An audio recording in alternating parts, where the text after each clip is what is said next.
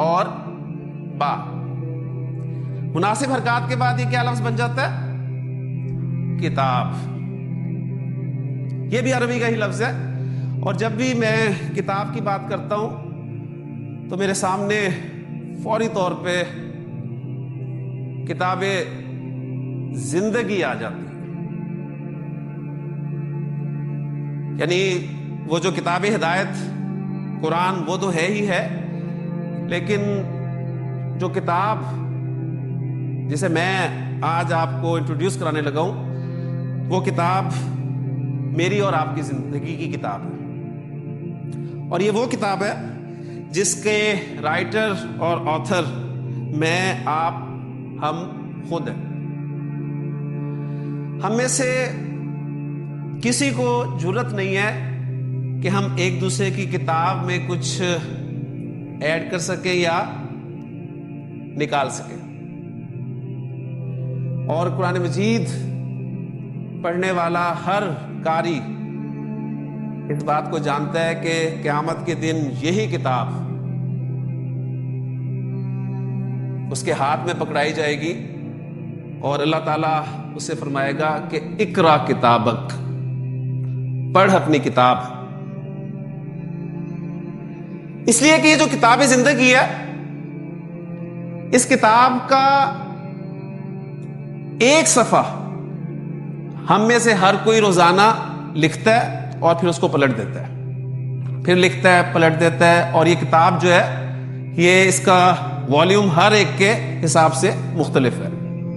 اور ہم سب یہ بھی جانتے ہیں کہ ایک دن ایسا آئے گا کہ ہم اس کتاب کا، یعنی اس کتاب زندگی کا آخری صفحہ لکھ رہے ہوں گے، اور ہمارے مرتے ہی، ہماری آنکھ بند ہوتے ہی ہمارے ساتھ یہ کتاب بھی بند کر دی جائے گی. اور پھر قیامت کے دن یہی کتاب جو ہے اللہ تعالیٰ ہمارے ہاتھ میں پکڑائے گا اور کیا فرمائے گا کہ اقرا کتابک، پڑھ اپنی کتاب، کفا بنفسک الیوم علیک حسیبا، آج تو اپنا حساب کرنے کے لیے خود کافی ہے. آج کوئی آڈیٹرز ان کی ضرورت نہیں ہے. پڑھو اور اپنا حساب خود ہی کرو. اور پھر قرآن مجید کا مزید مطالعہ ہمیں یہ بھی بتاتا ہے کہ یہ کتاب یا تو انسان کو اعزاز کے ساتھ اس کے دائیں ہاتھ میں پکڑائی جائے گی، یا پھر یہ کتاب جو ہے اس کے بائیں ہاتھ میں دی جائے گی. ہماری حیثیت اس دنیا کی زندگی میں ایک طالب علم کی ہے. کس طرح؟ اس لیے کہ ہم اس دنیا کو کیا کہتے ہیں کہ دنیا ہمارے لیے دار الامتحان ہے، اور امتحان میں طالب علم ہی جو ہیں وہ شمولیت اختیار کرتے ہیں. تو ہم سب طالب علم ہیں، اور جب بھی امتحان ہوگا اس کا رزلٹ ضرور نکلے گا. تو رزلٹ کب نکلے گا؟ وہ قیامت کے دن رزلٹ نکلے گا. اور رزلٹ والے دن ہمیشہ دو طرح کے ہی طلبہ ہوتے ہیں، ایک کامیاب ہونے والے اور دوسرے ناکام ہونے والے. لہذا وہی دو طلبہ، دو ایک قسم کے طلبہ، ان کو سامنے رکھتے ہیں بڑی خوبصورت انداز سے اللہ تعالیٰ نے یہ بات ہمیں سمجھانے کی کوشش کی ہے. اور قرآن مجید میں دو مقامات پر اس کیفیت کو بڑے خوبصورت الفاظ میں بیان کیا گیا، سورۃ الحاقہ میں اور سورۃ الانشقاق میں. سورۃ الانشقاق میں اللہ تعالیٰ نے فرمایا کہ فَأَمَّا مَنْ أُوتِيَ كِتَابَهُ بِيَمِينِهِ، جسے اس کی کتاب اس کے دائیں ہاتھ میں دی جائے گی، فَسَوْفَ يُحَاسَبُ حِسَابًا يَسِيرًا، تو اس سے تو آسان حساب لیا جائے گا.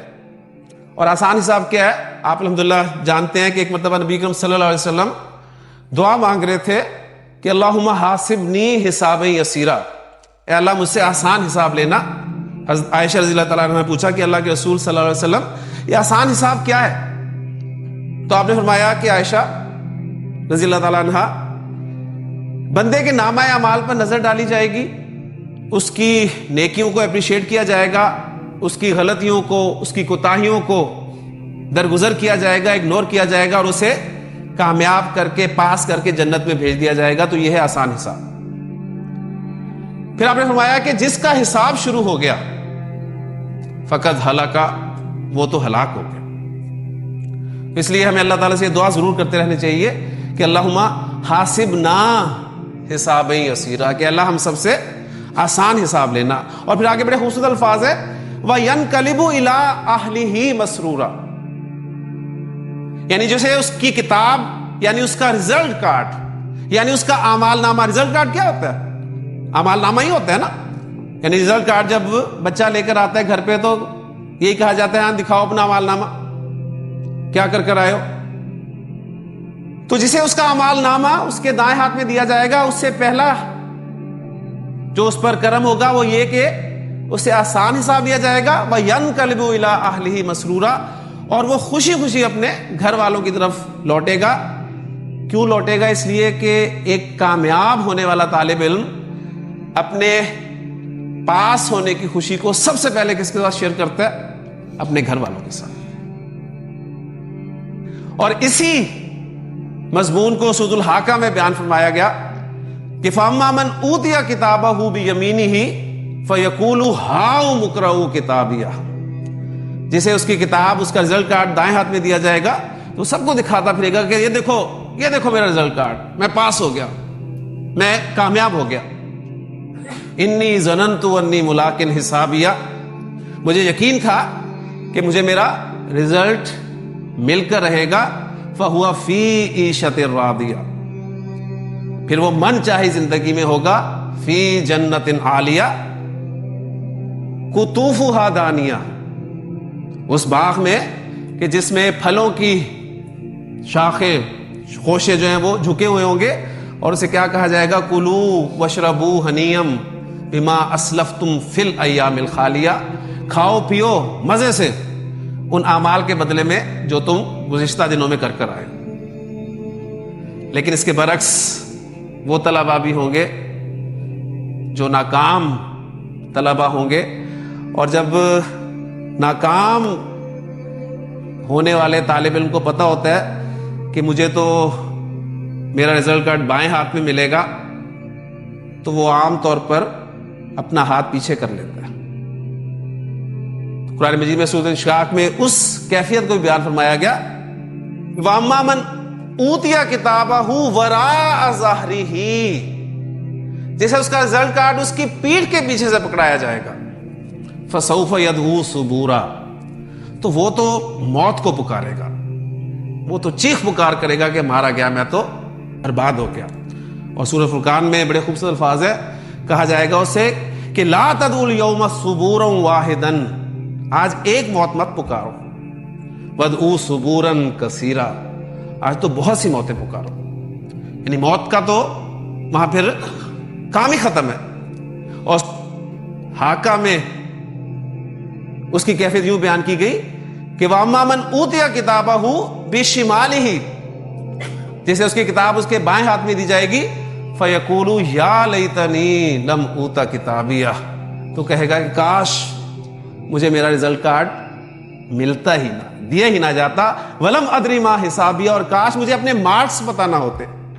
اور یقین مانے یہ بھی ایک ناکام ہونے والے طالب علم کی کیفیت ہے کہ جس نے فیل ہونا ہوتا ہے اس کی خواہشات کچھ ایسی ہی ہوتی ہیں کہ کاش میرا پیپر ہی کہیں گم ہو جائے، کاش ریکارڈ روم کو ہی آگ لگ جائے، کاش میرے مارکس لگاتے ہوئے ایگزامینر کو نیند آ جائے. عجیب طرح یعنی ناممکن خواہشات جو ہے وہ انسان کرتا ہے. تو وہاں پر بالکل وہی بڑے خوبصورت الفاظ ہیں کہ یا لیتنی لم اوتا کتابیہ ولم ادری ما حسابیہ یا لیتہا کانت القاضیہ، اور اے کاش وہ جو مجھے زندگی میں موت آئی تھی نا وہی میرا فیصلہ کر دیتی. ما اغنا انی مالیہ، دنیا کی زندگی میں دو ہی طریقے ہیں انسان کو کام کروانے کے، یا تو پیسہ یا پھر اختیار، لیکن کچھ بھی نہیں ہوگا. اس لیے ما اغنا انی مالیہ، میرا تو مال بھی میرے کچھ کام نہ آیا.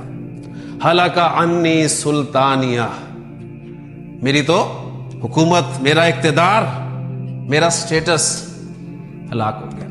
اور پھر اس کا کیا انجام ہوگا وہ آگے الفاظ ہیں ٹاپک بہرحال ہمارا ہٹ رہا ہے، لیکن صرف میں آپ کو توجہ دلا رہا ہوں کہ ہم نے جو کل بات کی تھی کہ وَلَقَدْ يَسَّرْنَا الْقُرْآنَ لِلذِّكْرِ فَهَلْ مِن مُدَّكِرٍ، کہ یقیناً ہم نے قرآن کو نصیحت حاصل کرنے کے لیے آسان کر دیا.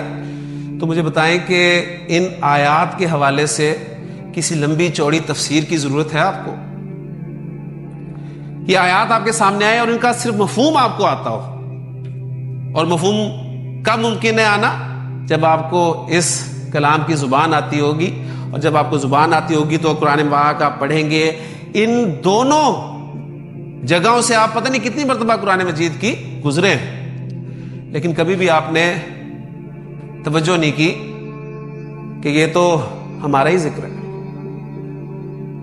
تو اب ہم نے یہ طے کرنا ہے کہ ہم اپنی اس کتاب کو، اس کتاب زندگی کو کس ہاتھ میں لینے کی تیاری کر رہے ہیں. ہمارے اعمال جو ہیں وہ کس قابل ہے؟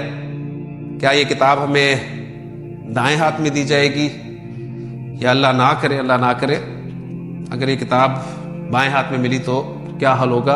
اللہ تعالیٰ سے دعا ہے کہ اللہ تعالیٰ ہمیں یہ کتاب جو ہے سب کو ہمیں ہمارے دائیں ہاتھ میں پکڑائے اور ہم سب کو جنت میں داخل فرمائے. آمین.